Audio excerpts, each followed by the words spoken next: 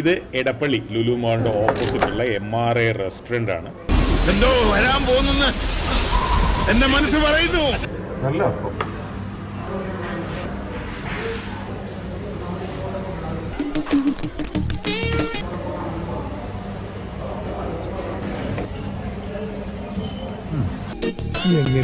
പോരാ, ഞാൻ പ്രതീക്ഷിച്ച അത്ര നന്നായില്ല. സ്വാഭാവികം. നല്ല കറി, പക്ഷെ ഭയങ്കര ഹെവിയാണ്. മട്ടന്റെ ഫീലില്ല. കറിയൊക്കെ ഇഷ്ടപ്പെട്ടോ? സത്യം പറയാലോ, വായ വെക്കാൻ കൊള്ളില്ല. പിന്നെ വിശപ്പുണ്ട് കഴിക്കുക. ഈ ഇറച്ചി മട്ടനാണ് എന്നുള്ളത് മനസ്സിലാവുന്നില്ല. തോന്നി അതങ്ങനെ വരൂ, അതങ്ങനെ സംഭവിക്കൂ. ഈ ലോകത്തിന്റെ ഒരു പോക്കേ. അത് ഭയങ്കര സ്പൈസസ്, ഭയങ്കര എരിവ്. മട്ടനെ മാസ്ക് ചെയ്യുക. രണ്ടാമത് എനിക്ക് തോന്നുന്നു മേ ബി ബോയിൽ ചെയ്ത് മീറ്റ് തന്നെയായിരിക്കും. മാഷോട് ഒരുപാട് പ്രാവശ്യം പറഞ്ഞിട്ടുള്ളതാ, ഊണ് ശരിയല്ലെങ്കിൽ വേറെ കട നോക്കിക്കോളാൻ.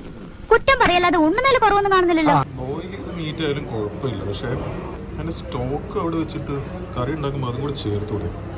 ഒരു ദിവസം മാഷ് അറിയാതെ ഉണ്ണുന്ന ചോറിൽ വിഷം വെക്കുന്ന അവൾ പറഞ്ഞിരിക്കുന്നത്.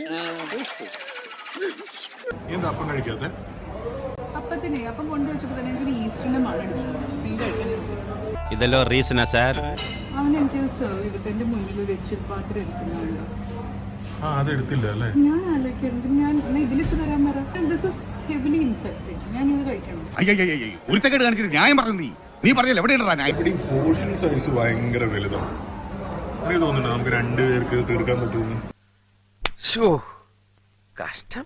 ഇതാണ് ഫുഡ് വേസ്റ്റ് ആവുന്നതിന്റെ ഒരു കാര്യം. ഇത് എനിക്ക് എന്തായാലും കഴിക്കാൻ താല്പര്യമില്ല, പക്ഷെ ആർക്കും കൊണ്ട് കൊടുക്കാനും പറ്റില്ല. കാരണം ടേസ്റ്റ് ഇല്ലാത്തൊരു കറി എങ്ങനെ വേറെ കൊണ്ട് കൊടുക്കാം? എന്തെന്നാ നിങ്ങൾ ഈ പറയുന്നത്? നാട്ടുകാർക്ക് അങ്ങനെ ഒരു അഭിപ്രായം ഇല്ലല്ല. Flash back. എനിക്ക് കൊട കൊണ്ടുവരാത്തതിന്റെ വിഷമം ഇതുവരെ മാറിയില്ല അല്ലേ? വിഷമല്ല കേട്ടോ. ഞാൻ മൊത്തം നനഞ്ഞ് ഞാൻ ഈ റെസ്റ്റോറൻറ്റിൽ കയറുന്ന ആളെ നനഞ്ഞ് വിളിച്ച് സ്റ്റിങ്കി ആയിട്ടിരിക്കും. എനിക്ക് എന്റെ മൊത്തം മൂടാണ്. എന്താ പ്രശ്നം? എന്താ പ്രശ്നം? അടുപ്പിലേക്ക് ഇങ്ങോട്ട് തിരിഞ്ഞ് ഈ വഴിയിലേക്ക് കയറി ഇതിന് മുന്നിൽ കയറിയപ്പോഴത്തേക്ക് ഇവിടെ പാർക്കിംഗ് ഉണ്ടായിരുന്നില്ല ഫ്രണ്ടിലൊന്നും. അതിനൊന്നും ഇല്ലേ? അപ്പോൾ വേറെ ഏതോ വണ്ടി എടുക്കുമ്പോൾ സെക്യൂരിറ്റി വന്നിട്ട് നമ്മളോട് പറഞ്ഞു പുറത്തിറങ്ങി ലെഫ്റ്റിലേക്ക് പോകും, നല്ല മഴയാണ്, ഞാൻ കുടയും കൊണ്ടുവരാം, നിങ്ങൾ ഇറങ്ങി വന്നു. ഞങ്ങൾ അങ്ങനെ അയാൾ പറഞ്ഞ പോലെ ബിൽഡിങ്ങിന്റെ തൊട്ടപ്പുറത്തുള്ള കോമ്പൗണ്ടിൽ പോയി വണ്ടി പാർക്ക് ചെയ്ത് ഒരു 20 മിനിറ്റ്സോളം വെയിറ്റ് ചെയ്തു. ആരും കുടയും കൊണ്ട് വന്നില്ല. മഴ നല്ലോണം കൂടുകയും ചെയ്തു. അത് തെമ്മാടിത്തരമല്ലേ? അതങ്ങനെ വിടാൻ പറ്റുമോ ബ്രദർ? അതെങ്ങനെ വിടാൻ പറ്റും? തെമ്മാടിത്തരമെന്ന് ഒരിക്കൽ പറഞ്ഞാൽ മതിയോ? ആണോ? ഞാൻ നോക്കുമ്പോഴാണെങ്കിൽ അവിടെ ഒരു സെക്യൂരിറ്റി ഒരു മഞ്ഞ കുട ഇങ്ങനെ തിരിച്ച് കളിച്ച്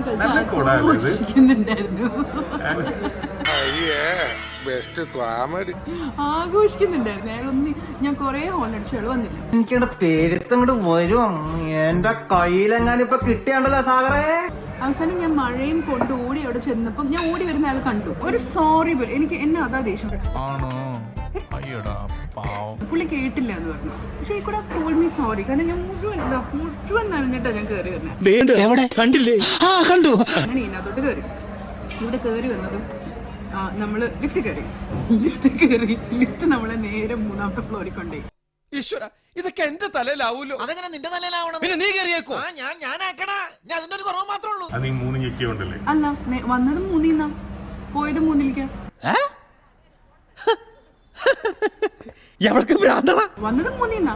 അപ്പൊ ഞാൻ വിചാരിച്ചു 3ൽ റെസ്റ്റോറന്റ് ഇല്ല, 2ല് ഇല്ല, അവസാനം 1ല്. അറ്റ്ലീസ്റ്റ് അവർക്ക് അവിടെ എഴുതി വെക്കായിരുന്നല്ലോ 1ലാണ് റെസ്റ്റോറന്റ് എന്നുള്ളത്.